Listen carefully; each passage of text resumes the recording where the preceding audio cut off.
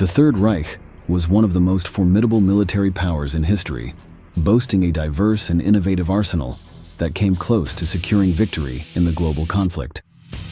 Fortunately, not all German science was enough to overcome the Allied forces, allowing us today to examine with curious eyes some of the destructive gems of Nazi Germany. Among this endless inventory is a piece as iconic as it is brutal: the MG42. With a nickname as striking as the Hitler's chainsaw, it seems that there is not much more to explain about the reputation and offensive power that this machine gun provided. However, in this new installment of military history, we aim to truly contextualize how effective the platform is and why it remains relevant despite having more than 80 years of service. Join us on this fascinating journey into the past, and be warned that things are about to get noisy. In the early months of World War II, a German company was tasked with the challenging job of improving the MG-34 machine gun to face the new challenges of the conflict. The idea was not to start from scratch and discard all the advances of Nazi engineering, but rather to update and simplify what already worked well. The issue was not with the functionality, but with the expensive production process and the excessive refinement of the firing systems. For the new design, the internal system still used short recoil like the MG-34, but the bolt system was originally patented by a Polish gunsmith. Instead of numerous individual pieces, the decision was made to use large stamped metal portions with few moving parts. Thus, the first functional prototype emerged, with a batch of about 1,500 units designated as MG-3441, which was tested in combat trials in the same year. Once its impressive capabilities were confirmed, the weapon was officially accepted in 1942, receiving the historic name MG-42. The infamous Hitler's chainsaw, one of the most powerful machine guns ever put into service, was born. You can hear it roar below.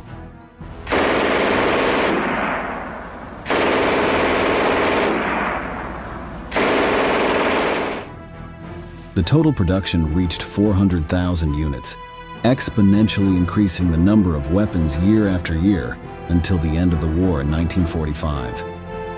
The incredible aspect was that the new MG-42 could be manufactured in half the time of an MG-34, using even less metal in the manufacturing process, more destructive power at a lower cost and with less use of vital resources in a time of crisis, something every military officer dreams of hearing. The MG-42 was designed to use the standard German Mauser rifle cartridge, caliber 7.92 x 57 mm, one of the Third Reich's favorites. Note that the National Socialist industry had an incredible variety of these ammunitions, including high penetration, explosive, and tracer variants. The high-speed ammunition for Luftwaffe machine guns had the PMK projectile, or phosphorus with a steel core, and the B projectile, or observation, which reached a 15% higher muzzle velocity than the standard. The PMK projectile was an armor-piercing incendiary, while the B was an incendiary explosive containing phosphorus and had a pellet that exploded upon contact with any target. In both cases, the end result was lethal. In 2021, a group of enthusiasts gathered to conduct a modern test of the National Socialist chainsaw. The idea was to carry out a fun and not-so-subtle experiment. Open fire, not with one, but with 8 Maingrausse 42s on an innocent family van. It is likely that German soldiers in the 1940s faced more dangerous and moving targets, but it is always fun to see a platform with over 80 years of history tearing apart a modern car. Let's see the result. 2, 3.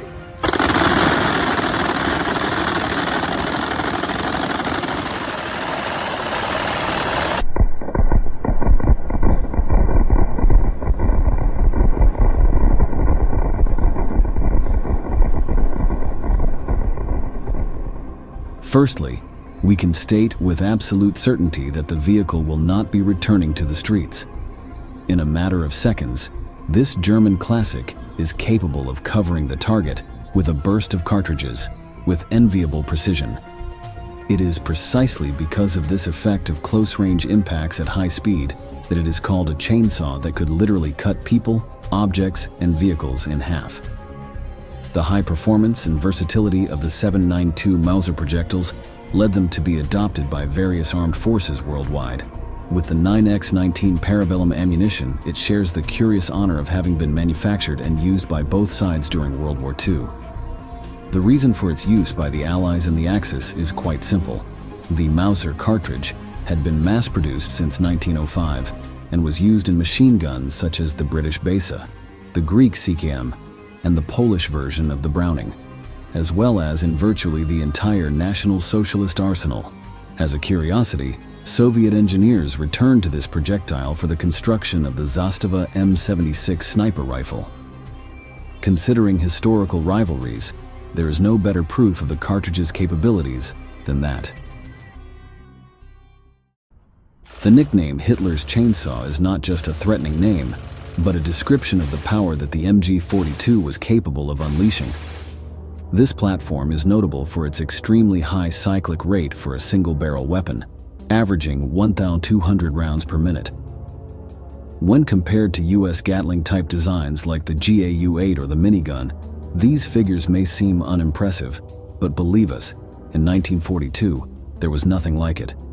For example, the MG34 had a maximum rate of fire of 850 rounds, while US units like the M1 T919 Browning barely reached 600 shots. The MG42 surpassed them all not only in volume of fire, but also in reliability and operational capability. According to experts, in the European theater, this machine gun was present in every corner, whether defending fortifications or mounted on armored vehicles.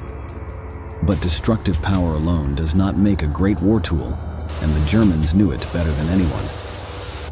During the development of the MG42, the goal was also to produce a weapon capable of engaging in close-quarter combat, but with an effective range sufficient to cover the no-man's land that separated the trenches, the famous stretch between both armies.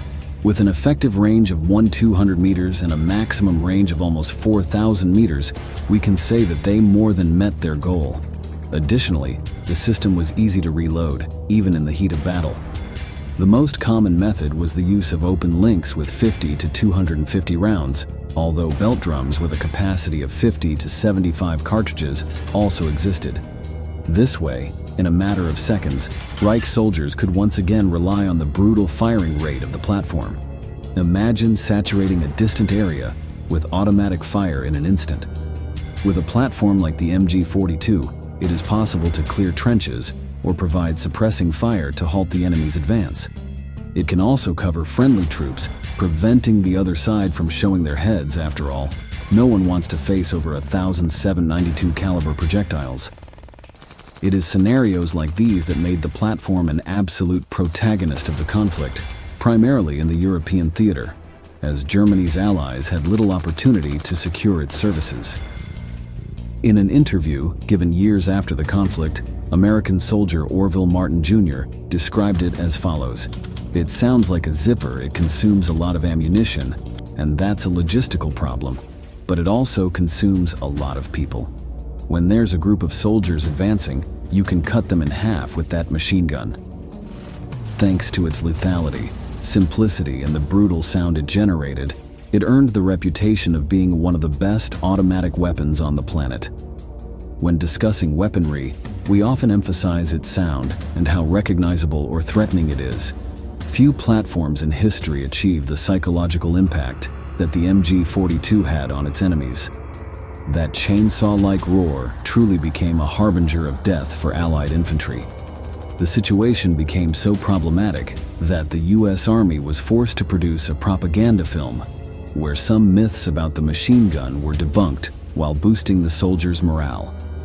The material compared Allied weapons versus their German equivalents, and the lesson was that there wasn't much technical difference. The secret lay in the troops and how they were used. This is the real stuff. Captured German film showing their automatic weapons in action. These are the weapons we're up against in the European and Mediterranean theaters of operation. But we've captured not only the film, but the actual weapons and ammunition. Due to its devastating firepower, the German army placed the operator of this machine gun at the center of the infantry unit, with support provided by other soldiers. Each MG-42 had a team of 6 people: a commander, a gunner, a soldier carrying the tripod, and 3 additional men carrying spare barrels, ammunition for reloading, and tools needed to fix the weapon in the field. Due to the large amount of personnel required, the use of this weapon ended up shaping infantry strategy. Beyond this, the chainsaw proved to be a flexible element, capable of being used in various roles. When Allied troops attempted to attack infantry positions protected by the MG-42, the German team applied suppressive fire. In most cases, the men of the Allied side had to wait under protection until the ammunition ran out, or until the chainsaw required a barrel change due to the heat generated by thousands of rounds fired. That was the Achilles heel of this spectacular design, as Allied armies trained their troops to wait for the cessation of fire and then launch the offensive in the few minutes it took to change the overheated parts. Every 150 shots, it was expected that the team would replace the barrel to avoid overheating. With the right changes, it is estimated that the lifespan of that component was between 3,500 and 8,000 rounds, but there was fine print in that contract. If the situation was critical and the suppressive fire could not be paused, it is said that at 500 shots, the German barrels became completely unusable and had to be discarded as scrap.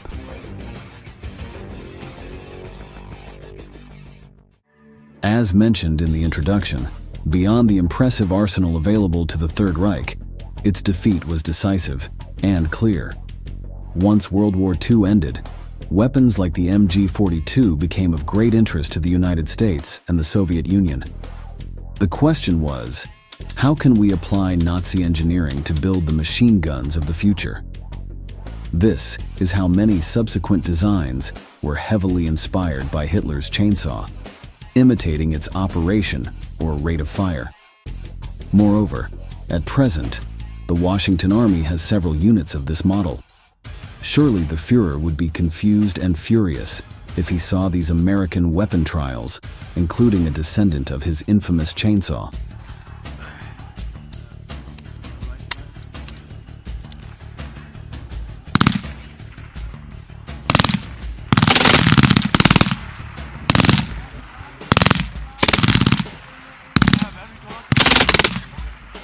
For its part, Germany had to undergo a long period of restructuring its armed forces. Despite having decades of experience in creating weapons, it was only in the 1960s that the design of new platforms was undertaken, and practically all of them were successors to Nazi models. The fascination with the chainsaw's DNA is not exclusive to Germany. Whether in the Austrian MG-74 or the Italian MG-42-59, the influence of those Third Reich engineers is visible. The powerful design of the MG-42 was even imitated within some Soviet nations like Yugoslavia, where the M53 model was built under license, maintaining the original 7.62 caliber and that unique rate of fire that earned it a reputation. In this new generation of destructive tools, the MG3 is undoubtedly one of the most prominent, a kind of direct heir to the MG-42 that remains active and relevant to this day. Within the Spanish Army, the improved version of the MG-42 continues to be used. The Iberian country imported such weapons from 1959 onwards and has made minimal modifications to keep it on par with more modern designs. Weighing approximately 11 kilograms, including the bipod, and with a firing system without substantial changes, the only radical change from its National Socialist ancestor is the use of NATO 7.62 cartridges instead of the previously analyzed 7.92 Mauser. But enough of descriptions. Let's see and hear what that MG3 is capable of.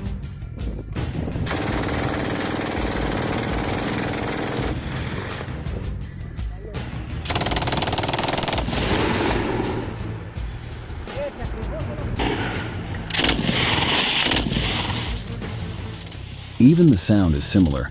If the footage were in black and white, we could assume that these are old videos from World War II, but they're not. The MG3 is practically identical to its predecessor, except for that 7.62mm ammunition belt. Both weapons have served the forces that use them well, and there are no signs of wanting to replace them. If something works well, it's better not to touch it. From being the favorite weapon of an empire based on terror to becoming a globally recognized machine gun, present in the arsenals of almost 30 nations, the history of the MG42 is an individual portrait that accounts for the imposing German military industry that, both before and after World War II, has given rise to some of the most powerful weapons ever created.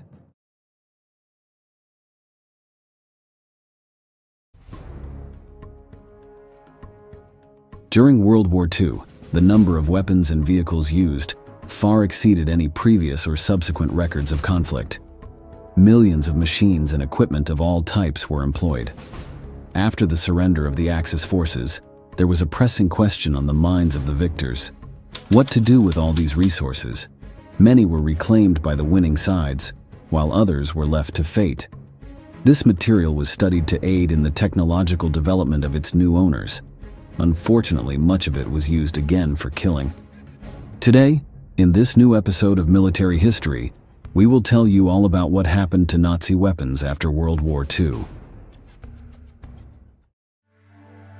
On May 8, 1945, after nearly 6 years of bloody battles, Germany signed its unconditional surrender to the Western Allies and the Soviets. The war in Europe had come to an end. The country's government lay in ruins, its policies imposed by the victors. Its territory was divided into two: the Federal Republic, controlled by the United States, the United Kingdom and their allies, and the Democratic Republic under communist influence. But these powers were not only vying for territory, they also sought control over Germany's military resources. Thanks to its advanced weaponry, among other factors, the Reich had dominated the early years of the war. Now all those weapons and vehicles were in the hands of the victors. Decisions had to be made about how to distribute them. Leaving them under German control was not an option. Every effort was made to prevent their use in future conflicts, at least not against the victorious countries. Many German civilians had obtained pistols or rifles left behind and were reluctant to return them. They felt these weapons might be necessary in the turbulent post-war situation in the country. Nevertheless, a significant and detailed effort was made to disarm the population and what remained of the armed forces. Both Western and Soviet powers sought to study German weapons to gain an advantage over each other. It was clear to everyone that a new conflict was looming between these two blocs.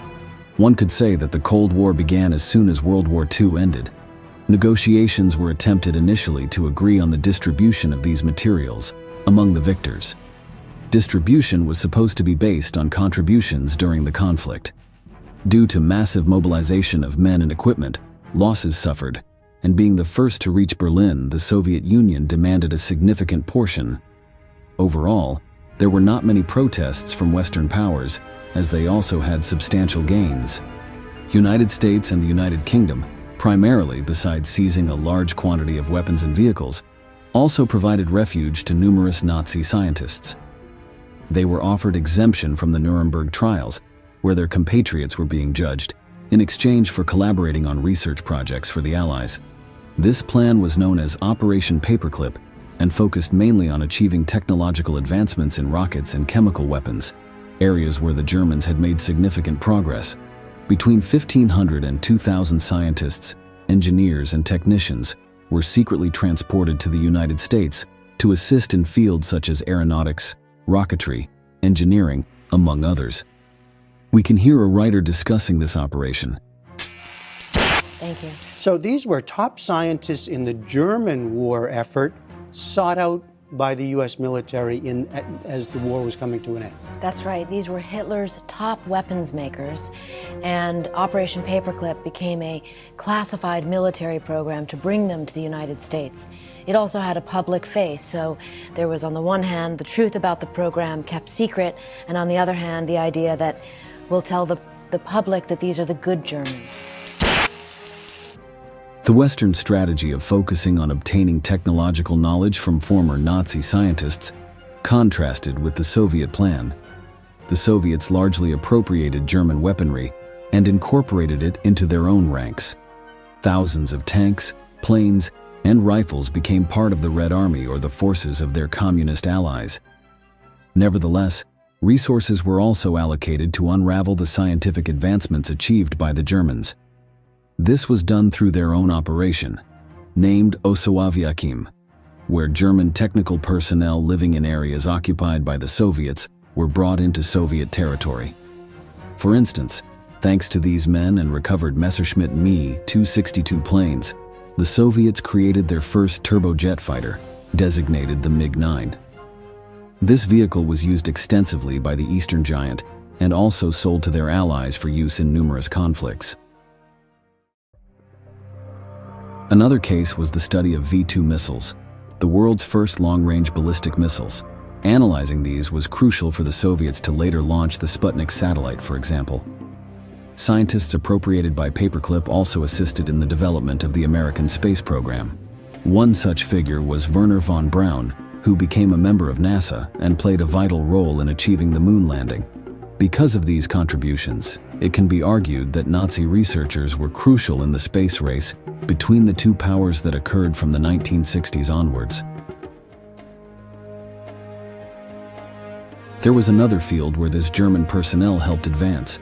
The Americans had dropped 2 atomic bombs on Japanese territory in August 1945. To remain competitive, the Soviets needed to develop their own weapons of mass destruction. The Germans had begun planning the design of these devices, but had not achieved a usable model before the Reich's surrender. Now, however, captured or incorporated scientists in the Soviet Union were put to work to continue developing this weaponry. The Russians made significant strides in this area, and with the help of new personnel, achieved their first successful test in 1949. Thus, they became the second nuclear power, behind their American rival, thanks in part to the contribution of Nazi research.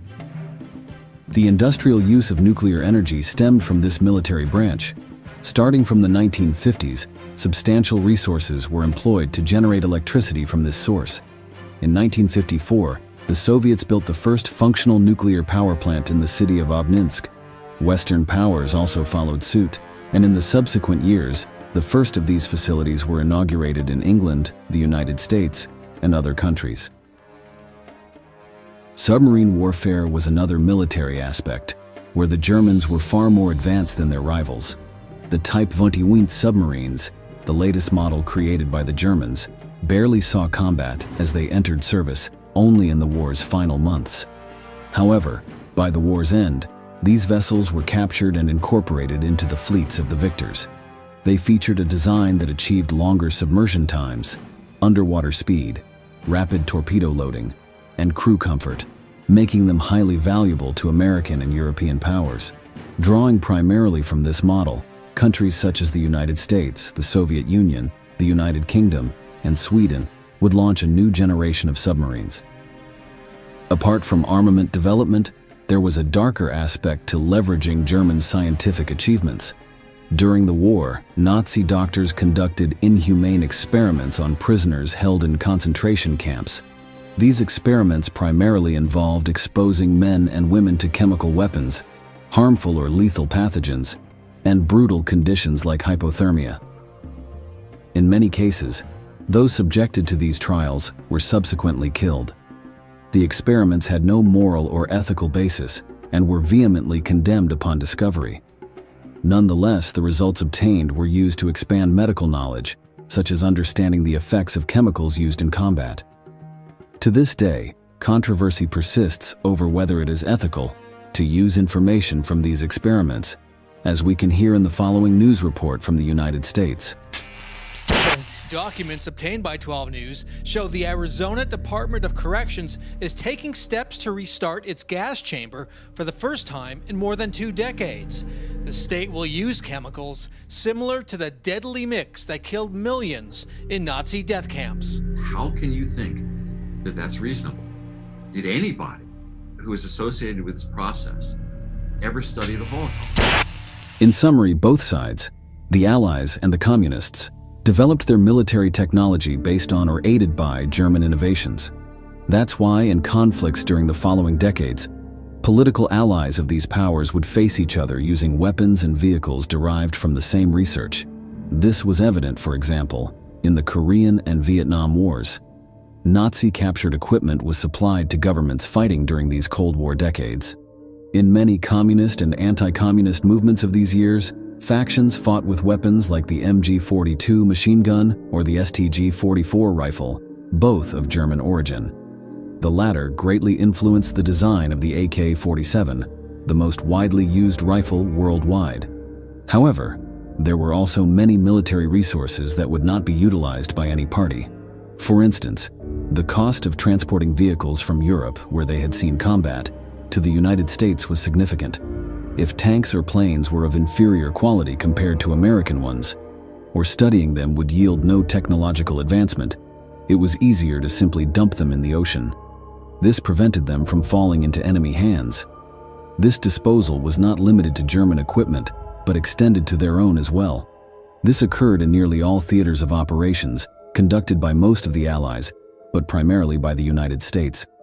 On the island of Espiritu Santo in the Vanuatu archipelago, there's a place called $1 Million Point. It earned its name from the value of everything the Americans dumped there.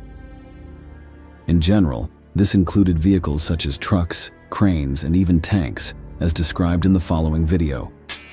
At the conclusion of World War II, the Americans made the decision to leave all their equipment here on Santo, and that included bulldozers, trucks, graders, jeeps. Everything that was used here on the island in one way or another was going to be left here on Santo. The equipment was offered to the French, who were the government of the day here on Santo, and the Americans offered it to them at 6 cents in the dollar. But the French thought they could outwit the Americans and wait until they'd left, and then they could get all the equipment for free. Once the Americans got wind of what the French were up to, they decided that if the French didn't pay for that equipment, no one was going to have it. So for 2 solid days, they brought everything they could get down here to this spot and bulldozed everything into the sea. And just to make sure no one had access to it, they blew up the jetty. This is where this area gets its name, $1 Million Point. Much of the captured German ships met the same fate and were sunk to the bottom of the sea. However, at times they were given a final use. Many of these ships were employed in tests of new weaponry developed by the Allies, often involving nuclear bombs. World powers had a keen interest in assessing how these weapons of mass destruction affected ships within their impact zones. Countless tons of equipment, ranging from small caliber weapons to vehicles and chemical arsenal like mustard gas, were dumped into the sea. Nearly all of this equipment remains there, slowly rusting away, despite the ecological and environmental hazards they pose. Of course, there were other endings for much of these resources. Starting from 1944, it became common for the Nazis to bury armaments in European soil, in secret caches. This was planned under Operation Werewolf. The idea was that as the Allies and Soviets advanced on German or conquered territory, a resistance force would operate behind enemy lines. They would unearth these weapons caches and launch surprise attacks on the invaders. This would sow disorder in their ranks and halt or slow their advance. Additionally, it was expected that after a potential German surrender, this force would continue resisting foreign occupation. While these werewolf commandos carried out some sabotage and assassination actions, the movement was always plagued by disorganization and poor leadership.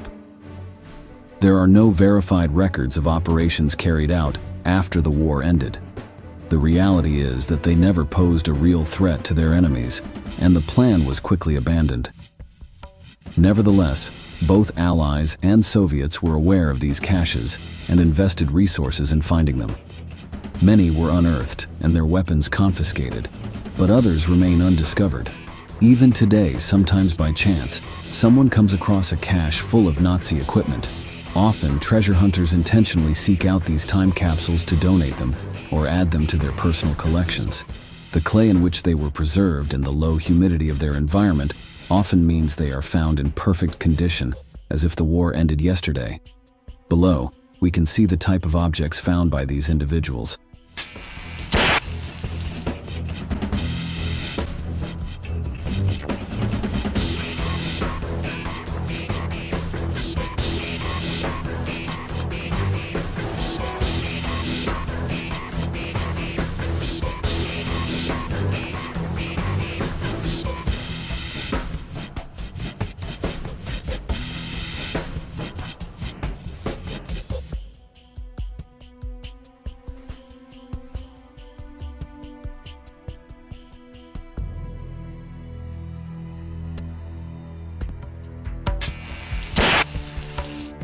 Another large portion of resources, both from the Axis and the Allies, was neither buried nor sunk but remained in inaccessible places. This was mostly the case in desert theaters of operations, such as in Libya or the Sahara. Here, hundreds of vehicles like airplanes and tanks are currently found in locations known as war cemeteries. The warm climate and lack of humidity have preserved them in relatively good condition, even decades later. Something similar occurred on the Eastern European front. During the rainy seasons in the Russian steppes, the terrain became so muddy that soldiers were sometimes forced to abandon their vehicles. Tanks, trucks, and other armored vehicles became unusable under the mud. After the war ended, in most cases, this equipment was not recovered due to the same cost reasons discussed earlier. Therefore, to this day, they remain immobile in the swamps of the former Soviet Union. In countries that were part of this government, there are currently tank hunters who make a living by recovering and selling parts of these ancient machines. Another use for captured Nazi equipment was to supplement a portion of the raw materials lost during the war. This occurred mainly in the Soviet republics, whose industrial power suffered a severe blow during the conflict years. These weapons and vehicles were a good source of metal, so many of them were melted down and used for manufacturing in other sectors, or even within the military. Finally, pieces of weaponry were sold or donated to museums where they are exhibited to this day. There are a large number of these museums, both in Western and Soviet countries, showcasing weapons, vehicles, clothing, and other types of equipment. In Germany and Italy, it is also common to find these scenes recreated, depicting how combat might have looked during some of the battles of World War II. All of these museums aim to educate and raise awareness among the population about one of the bloodiest conflicts in modern history. Below, we see an example of these museums. Okay, over here I have a small machine gun bunker. Okay, it's got the K98s, the MP40, the Lugers, the P38, the MG42, the MG34, and Hitler was way ahead of everybody. This is the fastest shooting machine gun in World War II. See those 8mm bullets? They're dated 1938. Let me show you. 1938, if you could zoom in. That machine gun shoots a rate of 12 to 1,300 bullets a minute. Throughout this episode, we've seen that weaponry, both Nazi and Allied, had numerous fates. Some were destroyed, others saw combat again in different conflicts, while many were used to advance the military industry of the victors. Despite the ethical concerns that using German research or equipment could entail, all countries utilized them to gain a better position in future conflicts. During the late 19th and early 20th centuries, significant technological advancements took place. Many of these were reflected in the military sphere, with the emergence of new weapons and vehicles that would become the precursors to tools used today. In this context, World War I served as a brutal and bloody testing ground, where many of these discoveries were put into action for the first time. One of them was the Winchester Model 1897 shotgun. Featuring a plethora of improvements and innovations compared to previous versions, it became one of the most effective resources used by Americans in the trenches of Europe. So much so that the Germans attempted to prohibit its use. Today in this new military history video, we'll tell you all about the Winchester M97, also known as the trench sweeper.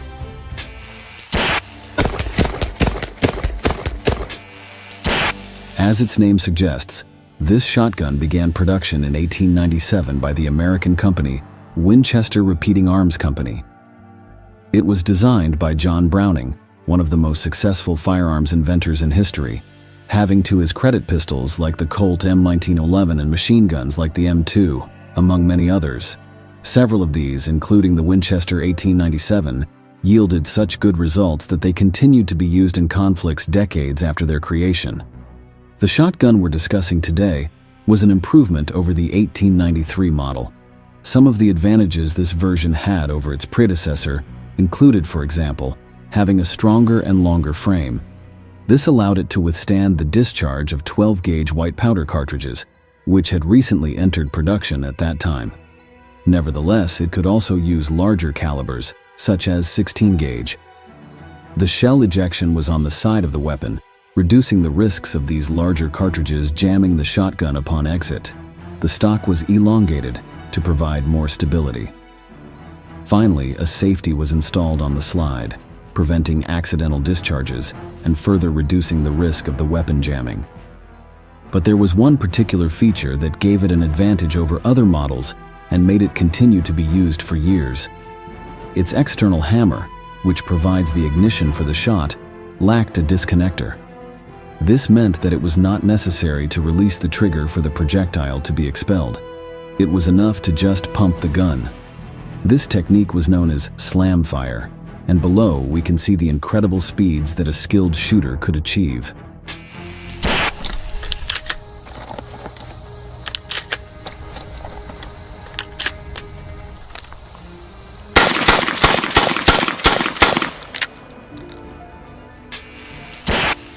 The Winchester M97 was not the first pump-action shotgun, but all the advantages it presented over its competitors made it by far the most successful. It quickly became common in civilian activities, such as hunting and sport shooting. However, its leap to fame would occur in another context. In 1899, only 2 years after its introduction to the market, it began to be used in military conflicts. This happened during the Philippine-American War, which erupted in the Asian country. After the Americans defeated Spain a year earlier in a brief confrontation, all their remaining colonies fell into Uncle Sam's hands. This initially did not include the Philippines, as they had declared their independence from the Spaniards during the conflict. But the victor turned a deaf ear and annexed the territory despite vigorous local protests. During the 3 years that the war officially lasted, the battles that ensued were brutal. It is estimated that hundreds of thousands of Filipinos, both civilians and fighters, died. Armed rebellions by guerrilla groups continued for nearly 10 years after the surrender of the Asians, mainly led by local Moro peoples. These fierce fighters were known for their close combat skills, where they used weapons such as knives or swords. In particular, the Americans feared the juramentados, as they called the suicide soldiers who attacked without any hope of survival. It was for this reason that the introduction of the Winchester M97 became so important for American troops. Hundreds of them were sent to the Philippines, where they quickly became the invaders' trump card. Not only were they devastating at short distances, but the brutal effect they had on their victims attacked the morale of the defenders. They witnessed how the bodies of their comrades were torn apart by projectiles fired at rapid speed. Thanks in part to this shotgun, the Americans gained complete control of the archipelago in 1913. With its combat-proven effectiveness, the M97 became a recurring part of the American arsenal. Another occasion it was used was during the expedition in the border war between the United States and Mexico, which began in 1910. During this conflict, which occurred in the context of the Mexican Revolution, Uncle Sam's troops faced off against fighters of Pancho Villa. Here, they once again armed themselves with the infallible shotgun to fight against their southern neighbors. But there was a particular event that sparked the popularity of this weapon, as well as the controversy surrounding its use. In 1914, the First World War began, or the Great War as it was known at the time. The trigger for what would be the largest and bloodiest conflict to date began with the assassination of Archduke Franz Ferdinand of the Austro-Hungarian Empire. The crime was carried out by the Bosnian Gavrilo Princip, who resented the Austrian occupation of the Balkan countries. The imperialists quickly blamed the Serbian government, with which there were strong tensions, for aiding the terrorist and his organization, without any verifiable evidence that this was the case. The Serbians denied all responsibility, and in response, Austria-Hungary sent them a severe ultimatum. Among other things, they demanded the elimination of organizations calling for the union of the Balkan countries and the participation of imperial officials in the investigation of the assassination. Although most of the points were accepted, some conditions were imposed. This did not satisfy the Austrians, who declared war a few days later. This activated the military treaties signed at the beginning of the 20th century. Serbia was an ally of the countries that made up the Triple Entente: Russia, France, and the United Kingdom. When they joined the conflict, they also led to the mobilization of the so-called Central Powers, namely Germany, the Ottoman Empire, and Bulgaria, who would fight in favor of Austria-Hungary. Many other countries joined the war during the 4 years it lasted, such as Italy, Japan, and the United States. It was the first time the world had seen a conflict of this magnitude. Combat fronts opened in many regions, such as the Middle East, Africa, the Pacific, and the Mediterranean. But undoubtedly, it was in Europe where the most brutal and well-known battles of the First World War took place. At the beginning of it, Germany made good progress towards its Western enemies, managing to defeat Belgium and penetrate much of French territory. But here, their invasion was halted by countries of the Triple Entente, who were now known as the Allies. After some offensives and counteroffensives, both sides became exhausted and had to resort to trench warfare, with the idea of gathering forces to mount a decisive attack. But this type of combat would mark the entire conflict and would extend throughout much of it. Next, we will hear an explanation of what this novel method of warfare consisted of. Initially, trenches were seen as a temporary measure, one which armies would move on from soon enough. These early trenches were more like ditches, the kind you'd see at the side of a road today. But over the course of the war, they developed into more complex systems. And you end up with a fire trench, which is your frontline trench, then a support trench, and then behind that a reserve trench. You've got 3 lines connected by what's called communication trenches, so that men and material and supplies can move up and down between the trench lines without having to go over open ground. Despite the terrible battles that took place among the belligerents, resulting in hundreds of thousands of deaths, the front line barely moved a few kilometers. New weapons were needed that could provide the push sought to prevail.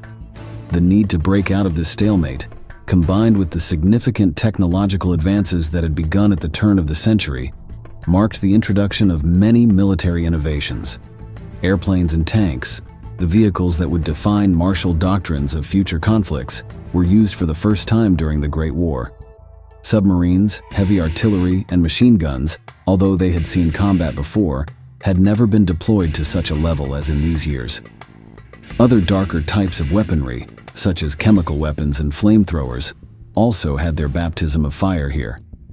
In turn, there was innovation in personal armament, such as hand grenades and automatic submachine guns. This is where the central theme of this video comes back into play, the Winchester Model 1897.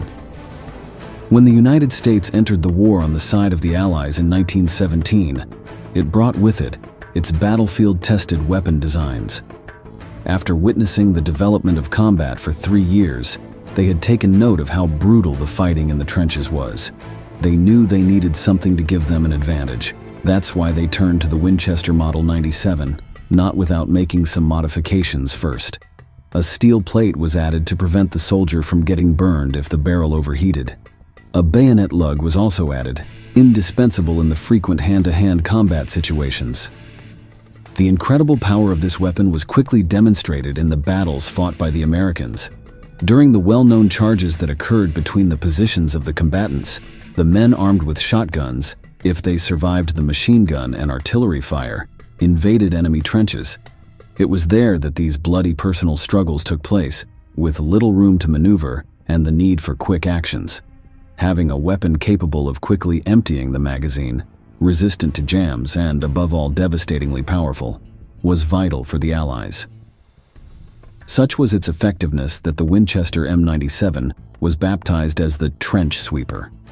This and other technological advances used by this side were some of the reasons for the rapid collapse of the Central Powers from 1918 onwards. Not only was it used to take out enemy positions, some skilled soldiers were placed in advantageous positions, armed with these shotguns.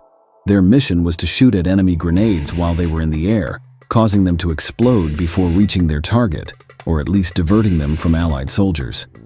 This technique is known as shooting on the fly, and it is not only a combat strategy, but also an Olympic sport, although in this case, clay targets are usually used instead of explosives. The Winchester M97 proved so devastating that the Germans protested its use, saying that according to the laws of war, it should not be used. This may sound strange, but it should be remembered that this conflict, unlike others that would occur in the future, was still seen under a code of honor and chivalry, at least at the outset. The belligerents were supposed to follow certain stipulated rules, or else they were considered unworthy. We can hear below the mentality and outdated tactics that were held at the beginning of this conflict. Audacity, audacity, always audacity was the French credo. Their horses were ready. All the powers, England, France, Germany, Russia, Austria-Hungary, held these great reserves of cavalry equipped with swords and lances, ready for the ride through to victory. This was mostly assumed by officers further away from the front lines, while the rank-and-file soldiers had to face the bloody reality of what modern warfare was. However, the German Empire relied on what was stated in the 1907 Hague Conference, where the doctrine of future armed conflicts had been stipulated. One of its points said, "The employment of arms, projectiles, or materials specifically intended to cause unnecessary suffering is especially prohibited." For the Germans, the Winchester M97 did not comply with what was established here. The power of this weapon resulted in, even if a soldier had the fortune to survive one of its shots, the pellets often caused terrible wounds. Losing a limb due to a single projectile was common. Additionally, these injuries were exacerbated by the epidemics that plagued the battlefront. The trenches had poor hygiene conditions, so diseases spread incredibly easily. This, coupled with the scarcity of medical supplies by 1917, meant that shotgun-wounded soldiers often ended up being counted among the fatalities. These arguments were not sufficient for the judges of the U.S. Army, who dismissed the German protests. They did not see the weapon as violating any laws of war.